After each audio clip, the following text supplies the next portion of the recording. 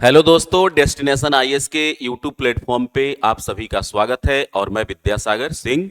और जो 70वीं बीपीएससी के लिए टेस्ट 11 हुआ था उसमें जो आपके क्वेश्चन की संख्या 111 से 140 थी, उसी का सॉल्यूशन अभी आपके सामने मैं लेकर आया हूं। तो बारी बारी से हम लोग उन प्रश्नों को देखेंगे। तो क्वेश्चन नंबर 1 हम लोग देखेंगे कि क्या है।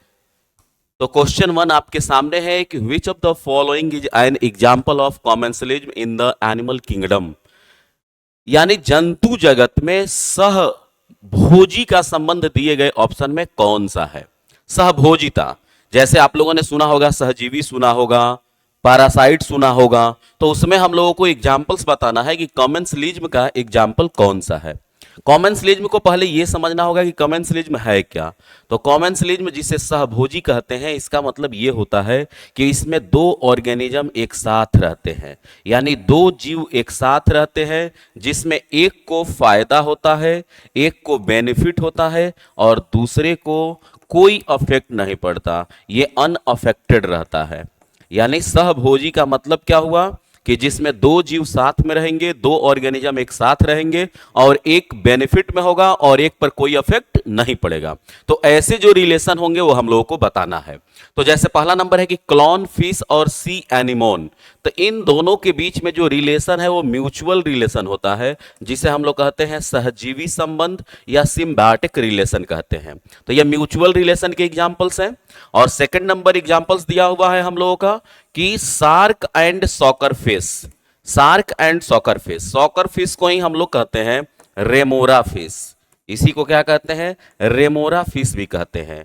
तो जब सार्क मछली शिकार करती है समुद्र में, तो उसके शिकार खाने के दौरान जो मुंह से गिरता है शिकार नीचे, तो उसके पीछे रेमोरा फिश या सॉकर फिश झुंड में रहती है कि सार्क से जो खाना गिरा उस खाना को खाने के लिए। तो सार्क को इससे कोई इफेक्ट नहीं पड़ता है और रेमोरा फिश को भोजन मिलता है। तो यानी इसमें रेमोरा फिश फायदे में है और सार्क अनअफेक्टेड है। तो यही हम लोगों का आंसर हो जाएगा। फिर भी ऑप्शन नंबर सी है बी और फ्लावर्स। हनी बी और फ्लावर्स के बीच में कैसा रिलेशन है? तो हनी बी क्या करती है? पॉलिनेशन करती है, तो जिससे फूल से फल बनता है। तो इससे भी प्लांट को फायदे हैं और हनी भी मिल जा रहा है किसको? हनी बी को, मधुमक्खी को अपना खाना भी मिल रहा है। तो एक को भोजन मिल रहा है और दूसरे को पॉलिनेशन मिल रहा है। तो ऐसे रिलेशन क्या कहलाएंगे? सिम्बायोटिक रिलेशन कहलाएंगे, म्यूचुअल रिलेशन कहलाएंगे। यानी ऑप्शन हम लोगों का कौन सा आंसर सही हुआ? Option number B. अब नेक्स्ट क्वेश्चन की ओर बढ़ते हैं और नेक्स्ट क्वेश्चन है which polysaccharide is commonly use by human as a dietary fibre. कि जो हम लोग भोजन करते हैं तो ह्यूमन डाइट में कौन डाइटरी फाइबर की तरह यूज किया जाता है, जिसे हम लोग आहारी रेशा के नाम से जानते हैं। तो हम लोग अपने भोजन में तो कार्बोहाइड्रेट लेते हैं,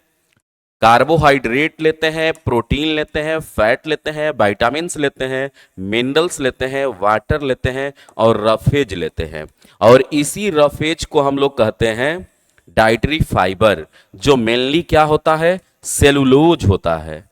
जो सेलुलोज होता है, यानी कि आंसर क्या होगा कि मनुष्य में जो आहारी रेशा है, डाइटरी फाइबर है, वो क्या है? सेलुलोज है। और इसी को हम लोग कहते हैं फाइबर कहते हैं, रफेज कहते हैं।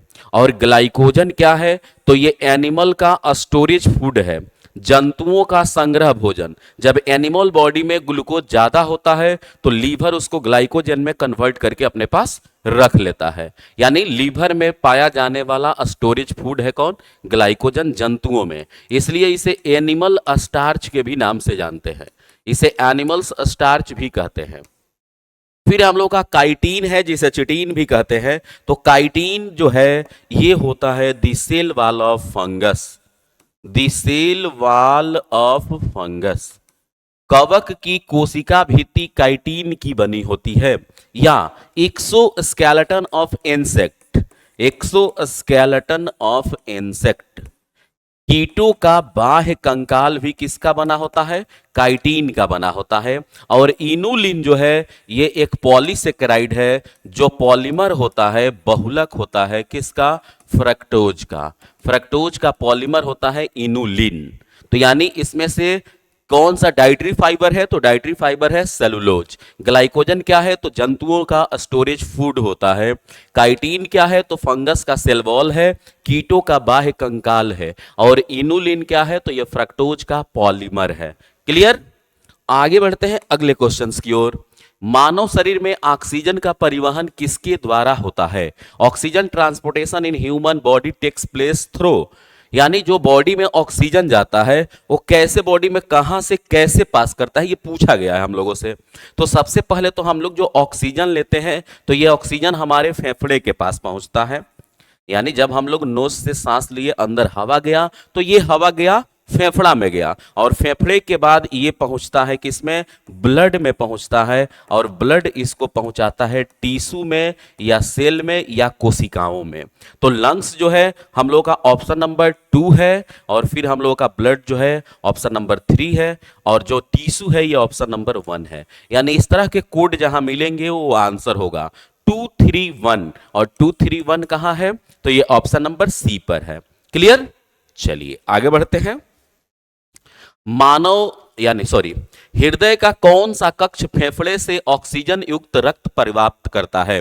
विच chamber of heart receive oxygenated blood from lungs. यानी क्वेश्चन है हम लोग का कि हृदय का वह कौन सा चेंबर है जो ऑक्सीजन वाले ब्लड को रिसीव करता है जो लंग्स से आते हैं। तो मनुष्य के हार्ट में 4 चेंबर है, जिसे हम लोग कहते हैं राइट ऑरिकल और लेफ्ट ऑरिकल। एक को हम लोग कहते हैं राइट वेंट्रिकल और लेफ्ट वेंट्रिकल, और ये ऑर्गन है तो ऑर्गन, और ये यहां पे हम लोगों ने रख लिया लंग्स को। तो क्वेश्चन हम लोगों से ये पूछा जा रहा है कि लंग्स से जो ऑक्सीजनेटेड ब्लड है वो हार्ट का कौन सा चेंबर रिसीव करता है? तो लंग्स से जो ब्लड आता है हार्ट के पास वो होता है जिसे हम लोग कहते हैं क्या? लेफ्ट ऑरिकल कहते हैं, जिसे हम लोग बायां अलिंद कहते हैं, और ये ऑप्शन नंबर सी पे हम लोगों को दिख रहा है। अब आप लोग बोलेंगे कि ये राइट अट्रियम का काम क्या है? तो राइट अट्रियम जो है ये ऑर्गन से इंप्योर ब्लड लेता है, अंगों से इंप्योर ब्लड, ये ऑप्शन ए का काम है कि ऑर्गन से इंप्योर ब्लड हमारे राइट ऑरिकल के पास पहुंचता है, फिर ये राइट ऑरिकल से राइट वेंट्रिकल की ओर आता है, और यहां से ब्लड ऐसे लंग्स के पास जाता है, और फिर लंग्स से आया लेफ्ट ऑरिकल में, और फिर यहां से लेफ्ट वेंट्रिकल, और फिर यहां से हमारे ऑर्गन की तरफ। तो क्वेश्चन हम लोगों का ये एरिया से था। तो ये एरिया का इस पाइप का नाम क्या है? तो इस पाइप को हम लोग बोलते हैं पल्मोनरी वेन, जो लंग्स से प्योर ब्लड को ला करके देता है हार्ट को, और ये होता है लेफ्ट अट्रियम, यानी option number C is the right answer. Clear? चलिए आगे बढ़ते हैं हम लोग अगले क्वेश्चंस की ओर।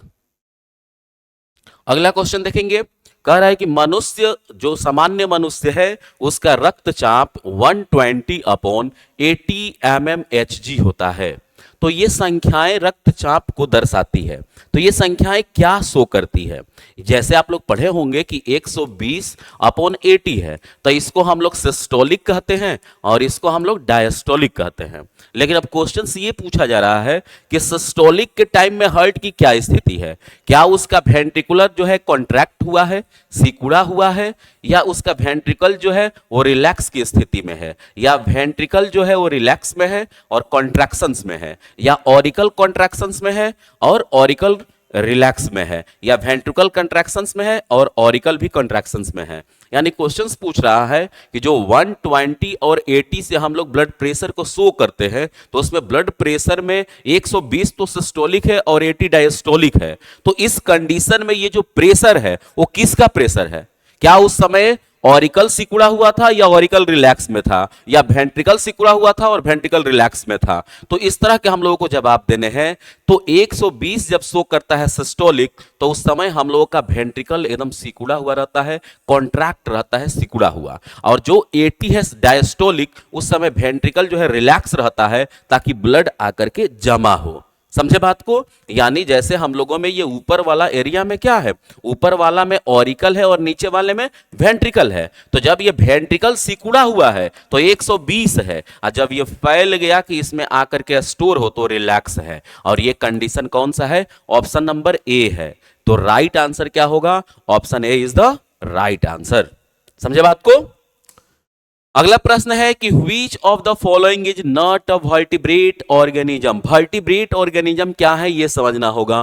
तो vertebrate organism का मतलब ये होता है कि वैसे एनिमल जिसके पास vertebra bones होता है। vertebra bones बोले तो जिनके पास रीढ़ की हड्डी होती है, स्पाइन होती है, तो उन्हें हम कहते हैं vertebrate animals। और ये होते हैं फिशे, इनकी एग्जाम्पल्स हैं, एम्फीबिया इनके एग्जाम्पल्स हैं। इनके एग्जाम्पल्स एम्फीबिया भी हो सकते हैं और इनके एग्जाम्पल्स रेप्टाइल्स भी हो सकते हैं, सरीसृप हो सकते हैं, और इसके एग्जाम्पल बर्ड्स हो सकते हैं, और इसके एग्जाम्पल्स मैमल्स हो सकते हैं। मैमल्स यानी कि स्तनधारी हो सकते हैं। तो फिश हम लोगों को दिख रहा है, छिपकली जो है ये रेप्टाइल्स है, छिपकली क्या है, रेप्टाइल्स है, और मेढक क्या है, एम्फीबिया है। केचुआ जो है ये अर्थोपोडा का जंतु है, सॉरी केचुआ जो है ये एनीलिडे का जंतु होता है, एनीलिडा फाइलम का। और एनीलिडा जो होते हैं इनवर्टिब्रेट होते हैं, इनके पास रीढ़ की हड्डी नहीं होती है। तो इसके राइट आंसर क्या हो जाएंगे, केचुआ हो जाएंगे। यानी option number C is the right answer कि कशेरुक जीव कौन सा नहीं है। तो केचुआ जो है ये कशेरुक जीव नहीं है। क्लियर, चलिए आगे बढ़ते हैं। अगला क्वेश्चन है कि निम्नलिखित में से कौन सा सही कथन नहीं है। नहीं को पहचानना है, और ये सारे स्टेटमेंट में देखते होंगे कि स्टोमिक है, फिर यहां पे गैस्ट्रिक ग्लैंड है, फिर यहां पर बात करें तो फिर स्टोमिक है, और फिर इस लाइन की भी बात करें तो यहां पे भी हम लोगों को से बात हो रहा है हाइड्रोक्लोरिक एसिड। यानी कुल मिलाकर के ये सारी बातें किसके बारे में बोली जा रही है, तो स्टोमिक के बारे में स्टेटमेंट है, और बताना है कि इसमें से कौन सा स्टेटमेंट स्टोमिक के बारे में सही नहीं है। तो पहला नंबर स्टेटमेंट को देखेंगे, the stomach receive the secretion of the liver and pancreas. जो हमारा स्टोमिक है आमाशय है, आमाशय को हालांकि हिंदी में पेट लिखा हुआ है, बट इसे हम लोग आमाशय भी कहते हैं, पेट भी कहते हैं, स्टोमिक भी कहते हैं। तो आमाशय को यकृत और अग्नाशय का स्राव प्राप्त होता है। यानी यकृत से क्या निकलता है, यकृत से निकलता है बाइल जूस, पीत रस। तो क्या ये बाइल जूस और इससे पैंक्रियाटिक जूस निकल रहा है, तो ये दोनों स्टोमिक को प्राप्त होता है। तो स्टोमिक में जो तो गैस्ट्रिक ग्रंथियां होती है, स्टोमिक में गैस्ट्रिक ग्लैंड होते हैं जिससे हाइड्रोक्लोरिक एसिड निकलता है, एंजाइम में पेप्सिन निकलते हैं, रेनिन निकलते हैं, और म्यूकस भी निकलता है। तो ये बातें तो सही है बी नंबर। सी नंबर कह रहा है कि mucus protect the inner lining of the stomach from the acid. जैसे एसिड निकल रहा है HCl, तो स्टोमिक अंदर से डैमेज नहीं होता। क्यों नहीं होता डैमेज, ये पूछा जा रहा है। तो स्टोमिक के अंदर म्यूकस निकलता है जो HCl को प्रभाव से बचाता है स्टोमिक को। तो ये भी स्टेटमेंट सही है। और डी नंबर कह रहा है कि हाइड्रोक्लोरिक एसिड जो है क्रिएट करता है एसिडिक मीडियम, इसलिए कि पेप्सिन एंजाइम अच्छे से काम करे। तो ये भी स्टेटमेंट सही है। लेकिन लीवर से बाइल जूस और पैंक्रियास से पैंक्रियाटिक जूस, ये दोनों पहुंचता है छोटी आंत के डेडनम वाले पार्ट में, स्टोमिक के पास नहीं पहुंचते। तो इसलिए ये स्टेटमेंट गलत हो गया, और जो गलत हो गया वही हमारा सही आंसर है। यहां पर समझे बात को कि स्टोमिक को नहीं मिलते, ये किसको मिलते हैं, डेडुनम वाले पार्ट को मिलते हैं, छोटी आंत वाले भाग को मिलते हैं। क्लियर, चलिए आगे बढ़ते हैं। निम्नलिखित में से कौन सा कथन गलत है, इनकरेक्ट स्टेटमेंट की पहचान करनी है। तो ऑप्शन ए में देखिए किडनी की बात है, ऑप्शन बी में भी किडनी की बात है, ऑप्शन सी में बात हो रही है किसका, एक्सक्रेटरी सिस्टम, जो कि किडनी का ही बात हो रहा है, और फिर ऑप्शन डी में भी किडनी है। यानी ये चारे स्टेटमेंट किसके बारे में है, तो ये चारों स्टेटमेंट किडनी के बारे में है। तो अब देखना होगा किडनी के बारे में कौन सी बातें सही है, कौन सी बातें गलत है। 118 नंबर क्वेश्चन को हम लोग देख रहे हैं कि kidney are located in the abdomen one either side of the backbones. जो रीढ़ की हड्डी होती है उसके दोनों ओर एक एक किडनी होते हैं। तो कुछ स्ट्रक्चर ऐसा ही रहता है कि रीढ़ की हड्डी के एक इस साइड रहता है किडनी और एक इस साइड। तो यह स्टेटमेंट सही है कि गुर्दे जो है पेट में रीढ़ की हड्डी के दोनों ओर एक एक स्थित होते हैं, सही है। प्रत्येक किडनी में बड़ी संख्या में निस्पंदन इकाइयां होती है। निस्पंदन इकाइयां का मतलब कि फिल्ट्रेशन यूनिट होते हैं और जिन्हें न्यूरॉन कहा जाता है। तो ध्यान रखना है कि न्यूरॉन तो ब्रेन से संबंधित है, तंत्रिका तंत्र से संबंधित है, किडनी से संबंधित जो है उनका नाम तो नेफ्रॉन है। किडनी में क्या होते हैं? नेफ्रॉन होते हैं, जिनकी संख्या 10 लाख होती है एक किडनी में, और यही नेफ्रॉन तो फिल्टर करते हैं। न्यूरॉन तो तंत्रिका तंत्र के इकाई होते हैं, नर्वस सिस्टम के इकाई होते हैं, यानी न्यूरॉन का संबंध किडनी से नहीं है। तो यह स्टेटमेंट क्या हुआ बाबू? न्यूरॉन के चलते हो गया गलत। जो गलत हुआ यही आंसर है, और आगे के स्टेटमेंट जो दिए गए हैं वो स्टेटमेंट सही ही होंगे, क्योंकि 4 में से एक ही गलत है इसमें। तो the human excretory system include the one pair, एक जोड़ा किडनी होता है, एक पेरा यूरेटर होता है, और एक इसके पास यूरिनरी ब्लैडर होता है, और एक यूरेथ्रा होता है। तो मनुष्य के पास 2 किडनियां होती है, 2 मूत्र वाहिनी होती है, एक मूत्राशय होता है और एक मूत्र मार्ग होता है। तो यह स्टेटमेंट सी भी क्या है? सही है। और ऑप्शन डी कहता है कि normally in a healthy adult, तो मनुष्य का जो किडनी है वो 24 घंटे में लगभग 120 से 180 लीटर ब्लड को फिल्टर करता है, जिस प्रक्रिया के दौरान 1.5 लीटर यूरिन बनता है। तो ऑप्शन डी भी सही है, सी भी सही है, ए सही नहीं है, ए भी सही है, और सही कौन सा नहीं है? तो सही बी नंबर ऑप्शन नहीं है। तो जो नहीं है वही हम लोगों का आंसर है। समझे बात को? क्लियर? चलिए आगे बढ़ते हैं अगले प्रश्न की ओर। निम्नलिखित में से कौन से गलत युग्म का चयन करें? निम्नलिखित में से गलत युग्म का चयन करें। कौन सा गलत है, कौन सा पेयर जो है इसमें से रॉन्ग है, ये बताना है। तो कह रहा है कि organic acid obtained from chemical fertiliser. Organic अम्ल कार्बनिक अम्ल की बात हो रही है, तो कार्बनिक अम्ल नेचर से प्राप्त होते हैं, और नेचर बोले तो पेड़ पौधों से प्राप्त होते हैं, ये फर्टिलाइजर से प्राप्त नहीं होते हैं। तो ये स्टेटमेंट गलत है, और जो गलत है वही इस चैप्टर का, इस क्वेश्चन का आंसर है। स्ट्रॉन्ग एसिड को जब पानी में डालते हैं तो पूरी तरह से वो आयंस में डिवाइड हो जाते हैं, ये सही है। जो मिनरल्स एसिड हैं ये डेंजरस होते हैं, जैसे HCl हो गया, हाइड्रोक्लोरिक एसिड हो गया, तो ये खतरनाक होते हैं, सही है। डाइल्यूट एसिड को जलीय घोल में डालते हैं तो इनकी सांद्रता कम होती है, क्योंकि ये पूरी तरह से डिजोल्व नहीं होते। तो ये बाकी स्टेटमेंट 3 सही है और ये गलत है। जो गलत है वही आंसर है। बड़ा अच्छा प्रश्न है। मनुष्य के सिर में 29 हड्डियां होती है, तो निम्नलिखित में से कौन सा वर्गीकरण सही है? There are 29 bones in human head, which of the following classification is correct?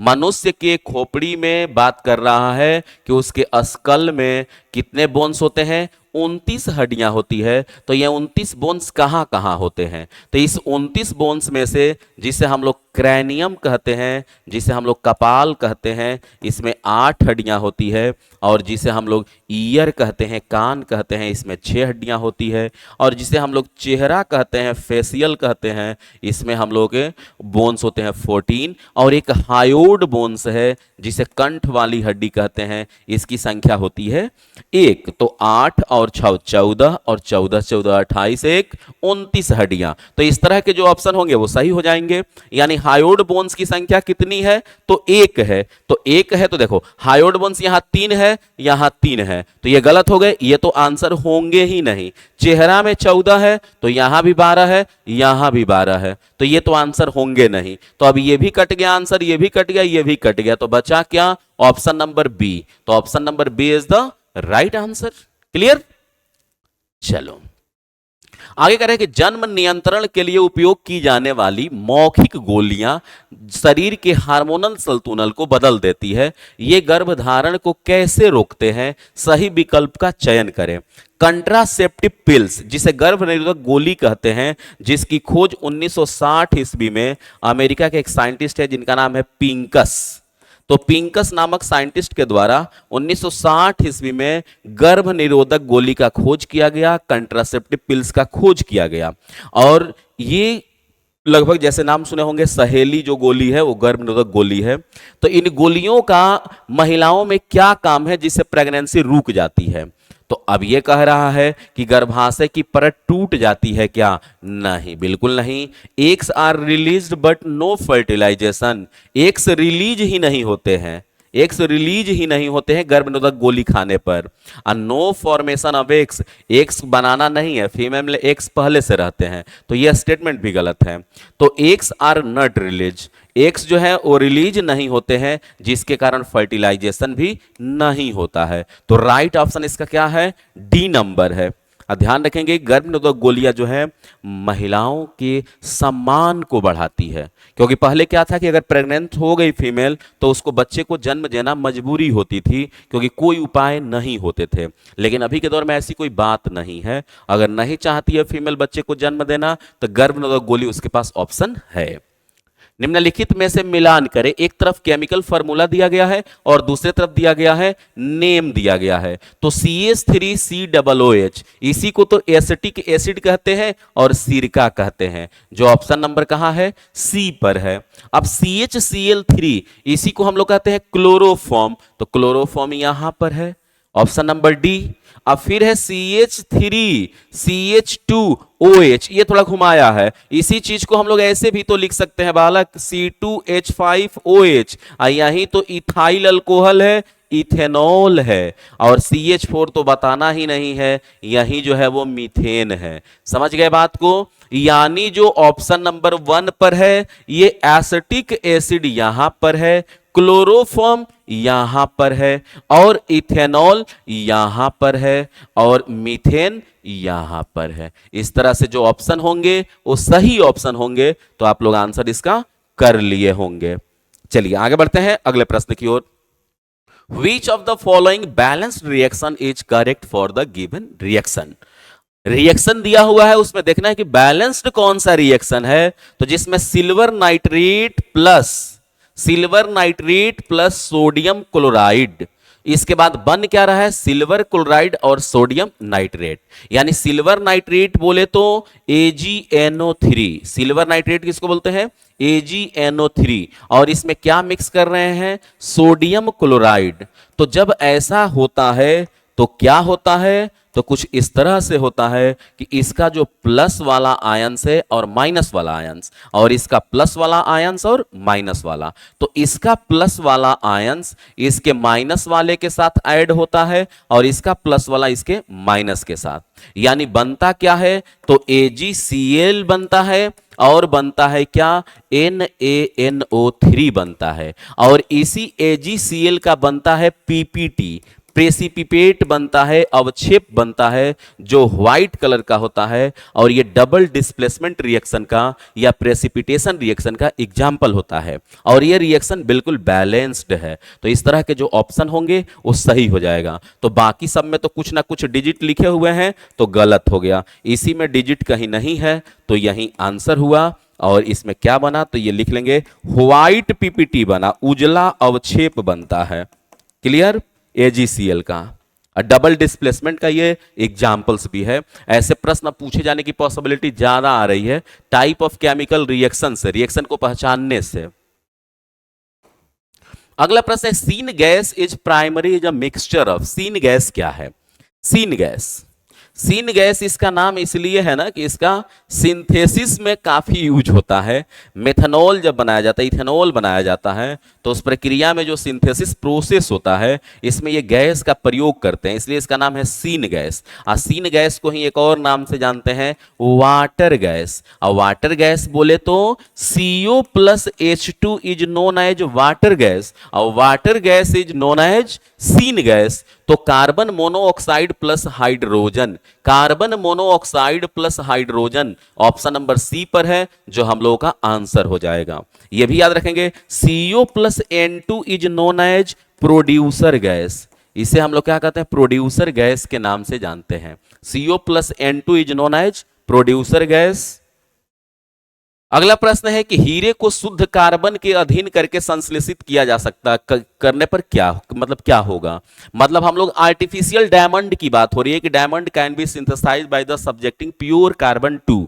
तो प्योर कार्बन में हम लोग यूज किसका कर सकते हैं? ग्रेफाइट भी क्या है? प्योर कार्बन है, क्योंकि इसमें भी 100% कार्बन है, कार्बन का एलोट्रॉप्स है।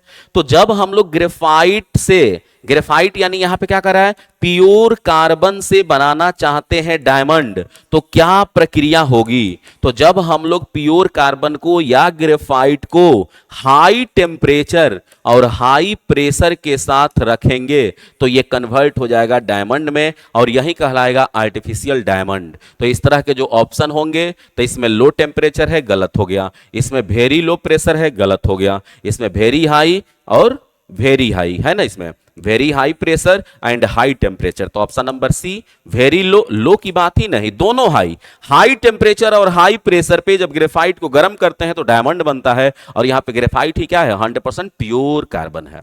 क्लियर? अगला क्वेश्चन है हम लोग का कि कथन पढ़ें और निर्णय ले कि कौन से निष्कर्ष सही है। मतलब पढ़ना भी है अपने और डिसीजन भी अपने लेना है। कह रहा है कि sulphuric acid is acidic in nature. Sulphuric acid जो है यह नेचर में अम्लीय पाए जाते हैं।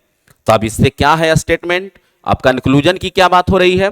तो स्टेटमेंट तो कह दिया कि सल्फ्यूरिक एसिड प्रकृति में अम्लीय होता है। कंक्लूजन क्या है कि सल्फ्यूरिक एसिड का पीएच वैल्यू 7.5 होता है। सल्फ्यूरिक एसिड का पीएच वैल्यू 7.5 होता है। तो पीएच स्केल पर 7 से ज्यादा जिसका पीएच वैल्यू होगा वो तो बेसिक हो जाएगा, क्षारीय हो जाएगा। यानी यह स्टेटमेंट गलत है, क्योंकि सल्फ्यूरिक एसिड का पीएच वैल्यू तो पीएच स्केल पर 1 है, 1 से भी कम है कंसंट्रेट रहे तो ये 7.5 गलत। Sulphuric acid contain some phosphorus.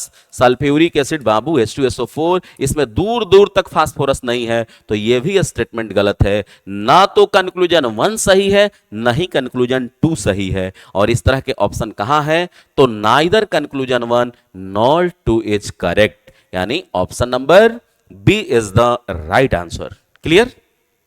अगले क्वेश्चन की ओर। Which of the following statement regarding metal is not correct?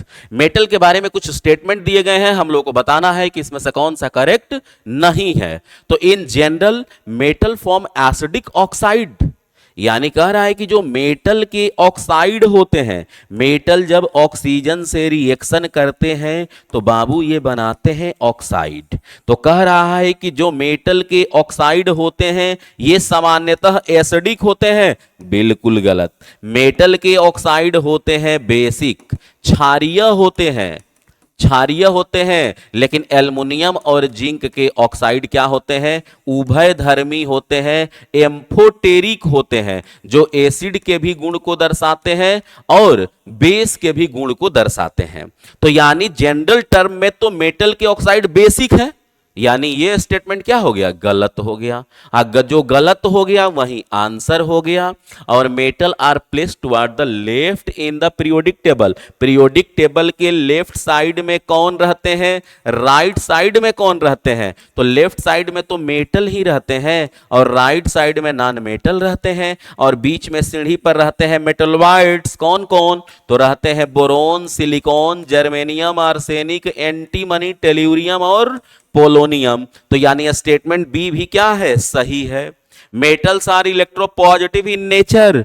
Electropositive का मतलब हुआ जिन पे प्लस चार्ज होता है, जो इलेक्ट्रॉन को देंगे उन पे प्लस चार्ज। तो मेटल की तो ये खासियत है कि मेटल जो होते हैं ये इलेक्ट्रॉन को लूज करके प्लस चार्ज को ग्रहण करते हैं, यानी इलेक्ट्रोपॉजिटिव होते हैं। ऑप्शन सी भी सही है। धातुएं बॉन्ड फॉर्मेशन के दौरान इलेक्ट्रॉन को लूज करती है, ये भी सही है। यानी 2, 3, 4 सही है और 1 गलत है, और जो गलत है वही सही है। Clear?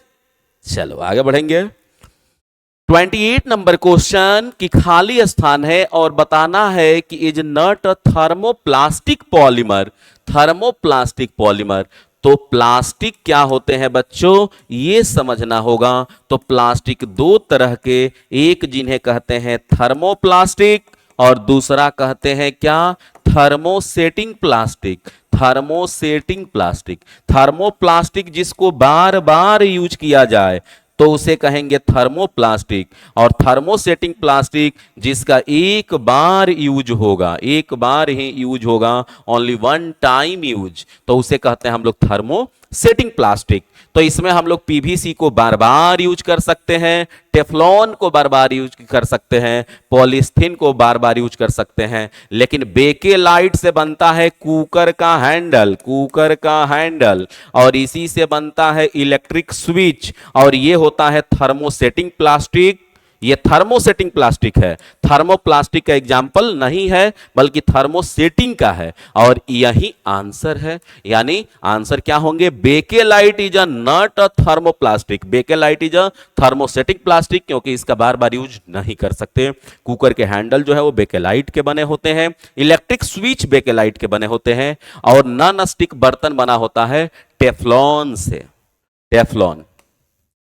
In which of the following media is the speed of sound the maximum? बताना है मैक्सिमम साउंड दिए गए ऑप्शन में किस में है। तो मैक्सिमम साउंड अप्रॉक्स 5000 के आसपास होता है ग्लास में, 5000 बहुत ज्यादा ही हो गया, बल्कि 4500 के आसपास होता है ग्लास में। स्टेनलेस स्टील में 6000 के आसपास होता है, ऑक्सीजन में वहीं 1100 के आसपास होता है, पानी में 1498 के आसपास होता है।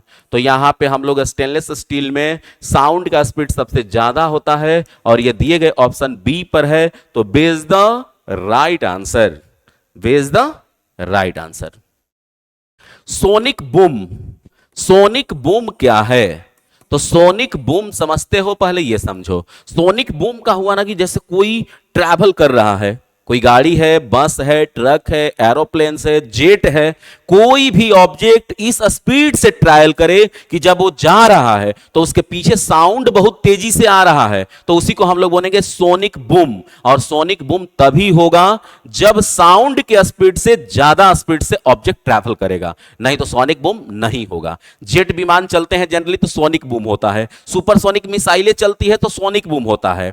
यानी सोनिक बूम का मतलब कि ऑब्जेक्ट जा रही है और इसके पीछे एकदम तेज गड़गड़ाहट की आवाज आ रही है, और यह तभी आएगा जब इसका साउंड से स्पीड ज्यादा होगा, यानी ध्वनि की गति से अधिक गति से जब सोर्स चलेगा तब जाकर के सोनिक बूम होगा। तो सोनिक बूम समझे कि जब ध्वनि के वेग से यानी 332 मीटर पर सेकेंड से ज्यादा स्पीड से कोई ऑब्जेक्ट ट्रैवल करेगी तो उसके पीछे गड़गड़ाहट की आवाज आएगी, और वही गड़गड़ाहट की आवाज क्या कहलाती है? सोनिक बूम कहलाती है।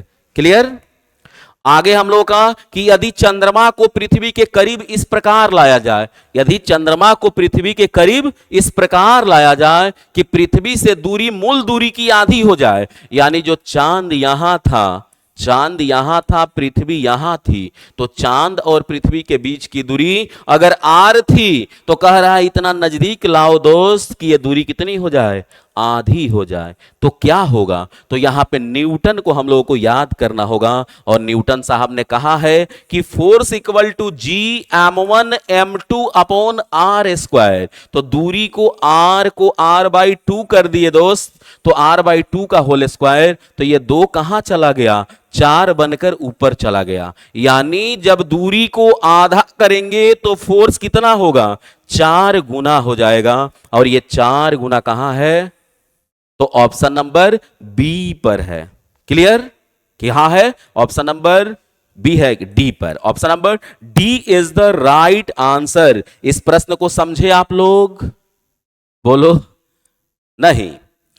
ग्रेविटेशनल का क्वेश्चन है, बस यहां पे बाकी क्वेश्चंस में होते थे कि दूरी को आधा करते, इसमें चंद्रमा को खींच के लाया आधा पर, तो आधा दूरी होगा, तो ये r/2 जो नीचे है तो ये कितना हो जाएगा? r²/4, तो 4 ऊपर चला जाएगा, तो इसलिए 4 गुना हो जाएगा। अगला क्वेश्चन है कि 100 वाट इलेक्ट्रिक बल्ब को 10 घंटे रोज यूज करते हैं, तो कह रहा है कि 3 दिनों में कितना यूनिट बिजली बिल आएगा? 100 वाट का बल्ब 10 घंटा रोज 3 दिन यूज हुआ, बटे में 1000 बराबर नंबर ऑफ यूनिट, तो 1 1 1 1 1 1, तो बचा क्या मेरे दोस्त? 3, और यही 3 क्या है? यूनिट है, और ये ऑप्शन नंबर ए पर दिख रहा है। क्लियर? अगले प्रश्न को देखो। Which of the following is incorrect statement? हम लोगों को बताना है कि दिए गए विकल्प में कौन सा स्टेटमेंट करेक्ट नहीं है। ये ग्रेविटेशनल के बारे में बातें हो रही है कि गुरुत्वीय त्वरण, गुरुत्वाकर्षण त्वरण शरीर नहीं बल्कि यहां पिंड होना चाहिए, बॉडी, बॉडी को पिंड कहते हैं। पिंड के रूप, आकार और द्रव्यमान पर निर्भर नहीं करता। तो जी बराबर फॉर्मूला क्या है बाबू, जीएम अपॉन आर स्क्वायर, जहां मास ऑफ अर्थ और रेडियस ऑफ अर्थ, यानी ये पृथ्वी के द्रव्यमान और उसके रेडियस पर निर्भर करता है, वस्तु से कोई लेना देना नहीं है। तो यह स्टेटमेंट सही हो गया। गुरुत्वीय त्वरण का मान ध्रुवों पर सबसे अधिकतम होता है, तो जी का मान मैक्सिमम होता है पृथ्वी के पोल्स पर, यह भी बात सही है। भूमध्य रेखा पर गुरुत्वीय त्वरण का मान न्यूनतम होता है, यह भी बात सही है। यदि किसी लिफ्ट में ऊपर त्वरण की साथ जाएं तो व्यक्ति का भार जो है उसके ओरिजिनल भार से कम फील होगा। तो जब लिफ्ट त्वरण के साथ ऊपर जाए, त्वरण के साथ ऊपर तो भार बढ़ेगा, त्वरण के साथ नीचे तो भार घटेगा, और इसमें उल्टी बात कर रहा है, इसलिए यह गलत स्टेटमेंट है, और जो गलत है वही यहां ऑप्शन सही है। तो राइट आंसर डी। अगला क्वेश्चन, यदि वेग को दुगुना कर दिया जाए तो संवेग और गतिज ऊर्जा पर क्या प्रभाव पड़ेगा। तो मेरे दोस्त, संवेग के लिए फॉर्मूला क्या है, P बराबर mv। तो वेग को बोल रहा है कि दो गुना कर दो, तो बराबर 2mv। तो संवेग कितना हो गया, दो गुना हो गया। संवेग कितना हो गया, दो गुना। तो इसमें 4 गुना है, इसमें 4 गुना है, इसमें 3 गुना है, तो आंसर तो ऐसे ही मिल गया। लेकिन गतिज ऊर्जा 4 गुना हो जाती है, यह भी देख लो। गतिज ऊर्जा बराबर एक फॉर्मूला होता है P स्क्वायर बाई 2m, संवेग वाला, क्योंकि संवेग के ही फॉर्म में। तो P कितना हो गया, दो गुना हो गया, तो 2P का होल स्क्वायर अपॉन 2m, तो बराबर 4P का होल स्क्वायर बाई 2m, यानी संवेग कितना मेरे दोस्त, 4 गुना। और ये ऑप्शन नंबर सी पर दिख रहा है, तो C is the right answer. Clear. अगला क्वेश्चन, जल का घनत्व कितना होता है। तो जल का घनत्व आप जानते हैं 1 ग्राम पर क्यूबिक सेंटीमीटर, लेकिन यहां पे बात हो रही है सेंटीमीटर का नहीं, मीटर का। तो सेंटीमीटर में 1, तो घन मीटर में 1000, यानी 1 मीटर लंबा, 1 मीटर चौड़ा और 1 मीटर ऊंचा टंकी में पानी कितना आएगा, 1000 लीटर। और यही है ऑप्शन नंबर ए। अल्ट्रासाउंड तरंगों के संबंध में कौन सा कथन गलत है। अल्ट्रासाउंड जिसे पराध्वनिक तरंग कहते हैं, तो कह रहा है कि दे आर हाई फ्रीक्वेंसी। बिल्कुल हाई फ्रीक्वेंसी, क्योंकि इनकी फ्रीक्वेंसी तो आप जानते हैं कि 20,000 हर्ट्ज से अधिक होता है, तो अधिक होता है। इनका यूज इंडस्ट्रीज में करते हैं और मेडिकल में करते हैं। हाँ, तो जिसे हम लोग कहते हैं सोनोग्राफी, अल्ट्रासाउंड जिसे अपने आम भाषा में कहते हैं, उसमें तो इसका यूज होता ही है, तो यह भी सही है। दे travel among well defined path even in the presence of obstacle, यानी वे बाधाओं की उपस्थिति में भी अच्छी तरह से परिभाषित पथ के बीच यात्रा कर सकते हैं। तो ये बिल्कुल कर सकते हैं। और अल्ट्रासाउंड दोषपूर्ण स्थानों से वापस प्रतिबंधित नहीं किया जा सकता, कैसा भी हो आना तो है ही उसको, लेकिन एक डिफाइंड पाथ में नहीं आएगा, लेकिन आएगा जरूर। तो कांट लिखने से यह गलत हो गया, और यही ऑप्शन नंबर डी हम लोगों का आंसर हो गया। क्लियर।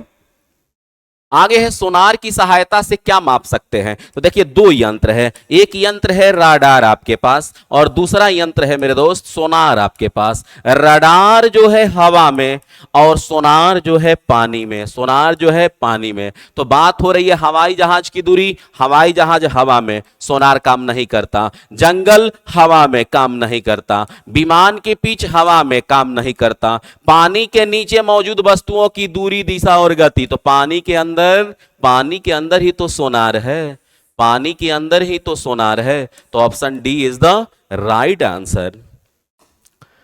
हीरे का अपवर्तनांक 2.42 है, तो हीरे में प्रकाश की गति क्या होगी। तो पढ़े होंगे n बराबर c भाई भी, जहां पे n रिफ्रैक्टिव इंडेक्स, तो 2.42 बराबर प्रकाश का वेग, तो 3 × 10⁸ मीटर पर सेकेंड। अब भी निकालना है, तो भी बराबर क्या हो जाएगा मेरे दोस्त, 3 × 10⁸ बाई 2.42 बराबर 1.24 × 10⁸ metre per second is the right answer B.